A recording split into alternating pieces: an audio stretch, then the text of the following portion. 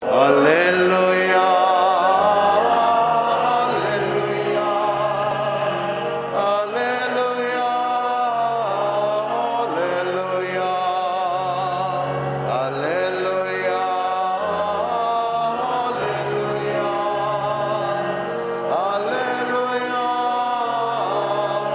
haleluya. Tuhan bersamamu. Inilah Injil suci menurut Santo Lukas. Dimuliakanlah Tuhan. Pada waktu itu Yesus mengemukakan perumpamaan ini kepada murid-muridnya. Perhatikanlah pohon ara atau pohon apa saja. Apabila kalian melihat pohon-pohon itu sudah bertunas, kalian tahu dengan sendirinya bahwa musim panas sudah dekat. Demikian pula, jika kalian melihat hal-hal itu terjadi, ketahuilah bahwa kerajaan Allah sudah dekat. Aku berkata kepadamu, sungguh, angkatan ini tak akan berlalu sebelum semuanya terjadi. Langit dan bumi akan berlalu, tetapi sabdaku takkan berlalu. Demikianlah sabda Tuhan. Semoga dengan pewartaan Injil suci ini dosa-dosa kita dihapuskan. Daniel mempunyai penglihatan yang tentu saja susah dimengerti. Namanya juga penglihatan. Seperti kita bermimpi juga. Siapa yang bisa mengendalikan mimpinya? Ada mimpi yang begitu mengerikan sampai orang terkejut, ketakutan, teriak-teriak, keringatan. Bahkan sesudah dia terbangun pun jantung masih berdegup-degup kencang. Ada mimpi yang begitu indah sampai orang mungkin pada saat tidur bisa tersenyum-senyum sendiri, atau mungkin berkata-kata. Semua itu tidak bisa dikendalikan. Tetapi penglihatan Daniel ini adalah suatu hal yang menceritakan keadaan yang akan terjadi. Tentu kita orang Katolik dilarang untuk mempercayai ramalan-ramalan. Kita harus membedakan yang mana itu ramalan, yang mana itu prediksi. Prediksi adalah ketika orang melihat keadaan-keadaan tertentu, lalu orang menduga kalau demikian keadaannya, maka akan disambung dengan kejadian yang lain. Itu hanya prediksi. Tidak selalu terjadi. Tapi kadang-kadang ada prediksi yang terjadi sesuai dengan kenyataan.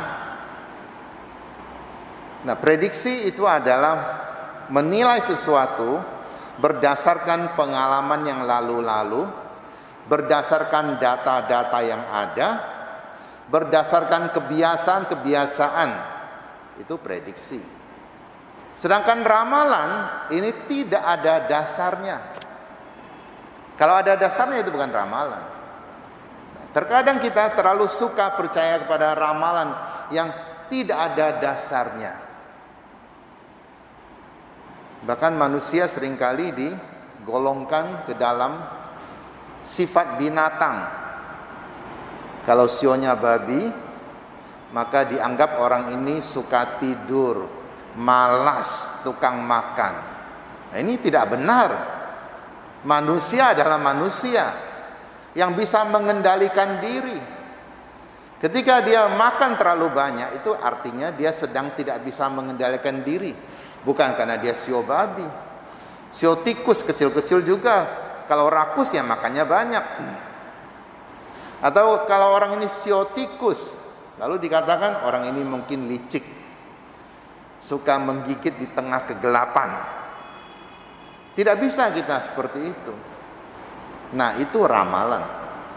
Karena itu Ketika ada orang sudah siap untuk membangun keluarga, hanya karena sionya tidak cocok menurut suhu. Orang Katolik jangan percaya suhu. Suhu kita satu-satunya cuma Tuhan Yesus. Bukan yang lain-lain itu yang bisa mati. Sudah mati lalu dilupakan orang. Suhu kita adalah Tuhan Yesus yang pernah mati tetapi bangkit lagi dan akan menjadi hakim kita semua. Karena ramalan-ramalan itu, maka ada orang yang sebenarnya bisa berkeluarga tetapi dipisahkan karena itu. Malah dijodohkan dengan orang-orang yang tidak cocok. Kita memang tidak tahu siapa bisa berjodoh dengan siapa, tapi kan bisa diprediksi. Kalau dua orang ini sifatnya begitu bertolak belakang, kalau pada saat pacaran saja sudah sering bertengkar, ada yang sering merasa direndahkan, ada yang sering merendahkan orang lain dan meninggikan diri sendiri, itu adalah tanda-tanda. Tapi terkadang kita kan suka mabuk. Bukan kita ya, karena saya tidak termasuk di situ. Saya cerita orang yang pacaran. Terkadang kan suka mabuk. Hanya karena wajahnya ganteng, hanya karena wajahnya cantik. Lalu dianggap bahwa orang ini tidak cacatnya, tidak ada cacatnya lagi. Orang cantik juga ada cacatnya, orang ganteng juga ada cacatnya. Ketika sudah bergaul dan merasa ada hal-hal yang kelak akan merepotkan, itu tanda-tanda mungkin engkau tidak cocok dengan orang itu. Dan bisa diprediksi, kalau dua orang ini bersatu, kelak akan terjadi banyak pergesekan-pergesekan. Ada orang akan dilukai. Dan biasanya yang menjadi orang tua melihat jelas itu. Yang pacaran mungkin tidak melihat. Yang menjadi orang tua bisa melihat dengan jelas. Karena mungkin orang tua diberi karunia oleh Tuhan untuk melindungi anak-anaknya. Nah, ramalan Daniel ini, sekilas kita baca, ini seperti satu film kolosal yang mengerikan. Ada angin bertiup dari 4 arah sehingga gelombang besar. Lalu keluarlah 4 binatang. Binatang pertama begitu mengerikan, singa. Sudah singa, raja hutan, ada sayapnya lagi. Itu kalau dibuat film itu pasti seru sekali. Kemudian sesudah ada sayap, sayapnya rontok, dia bisa berdiri seperti manusia. Artinya meskipun binatang, dia punya sifat manusia. Catat dulu manusia ini. Binatang kedua itu adalah beruang. Beruang yang begitu gagah perkasa, yang bisa merobek apapun dengan giginya. Di mulutnya masih ada 3 tulang rusuk. Artinya dia sedang makan, sedang merobek binatang lain. Ini satu binatang yang gagah perkasa. Binatang keempat, macan tutul. Macan tutul sudah punya sayap, kepalanya 4. Sebenarnya kebanyakan kepala juga repot. Kita punya 1 kepala aja kadang-kadang pusing. Ada 2 kepala saling berlawanan tambah pusing. Ini kepala 4. Dalam satu organisasi juga, jika terlalu banyak yang ingin menjadi kepala, akan kacau balau. Ini macan tutul kepala 4, ada sayapnya lagi. Binatang keempat tidak jelas binatang apa, tidak disebutkan, tapi juga gagah perkasa. Tapi semua binatang itu tidak ada satupun yang berkenan kepada orang tua yang duduk di tahta penuh api itu. Tidak ada satupun. Yang berkenan kepada orang tua itu adalah seorang anak manusia yang sederhana tetapi tunduk kepada Allah. Mungkin kita bisa menafsirkan bahwa ada banyak kekuatan di dunia ini yang kalau kita melihat kita anggap itu kuat sekali, dahsyat sekali. Apapun akan dilibasnya, tapi tidak berkenan kepada Tuhan.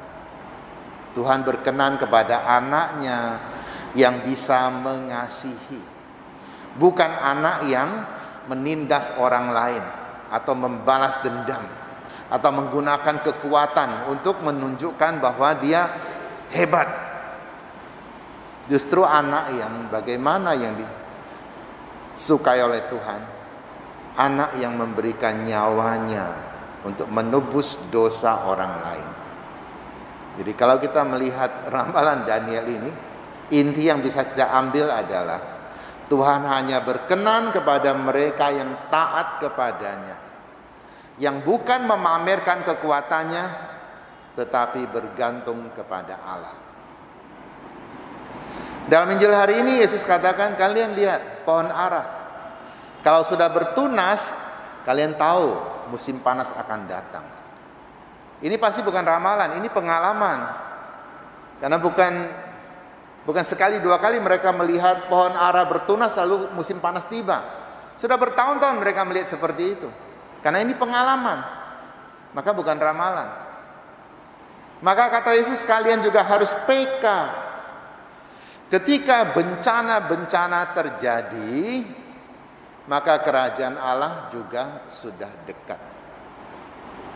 Yesus tidak mengatakan mau kiamat. Tapi kadang ada orang yang sok pintar menafsirkan itu akan kiamat. Lalu mulai menakut-nakuti orang, meminta orang segera bertobat. Bertobat bukan harus tunggu kiamat justru. Bertobat sebelum hal itu terjadi pun kita harus bertobat. Kita harus membuat diri kita pantas di hadapan Tuhan. Bukan ditakut-takuti baru bertobat. Orang yang bertobat karena takut itu tidak tulus. Itu karena takut hukuman. Yesus justru mau kita mempersiapkan diri. Bukan harus ditakut-takuti. Tidak perlu tunggu semua itu terjadi.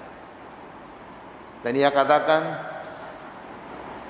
yang ada di bumi ini suatu hari semua akan berlalu. Tak ada satupun yang tinggal. Kita lihat dari zaman dulu sampai sekarang. Orang hebat mana yang masih tinggal? Tak ada satupun. Ketika dia meninggal, tidak tersisa apa-apa. Kekuasaan diambil oleh orang lain, jelas.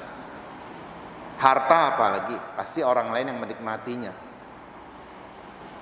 Langit dan bumi akan berlalu, kata Yesus. Hanya satu yang tidak berlalu, sabda Tuhan. Sabda Tuhan yang menyelamatkan kita. Sabda Tuhan yang membuat kita menjadi anak manusia yang bermakna, yang berkenan kepada Tuhan. Semoga kita juga mampu menjadi anak-anak yang berkenan kepada Tuhan. Bukan karena kekuatan kita, tetapi karena kita mengandalkan Tuhan sebagai penyelamat kita. Amin.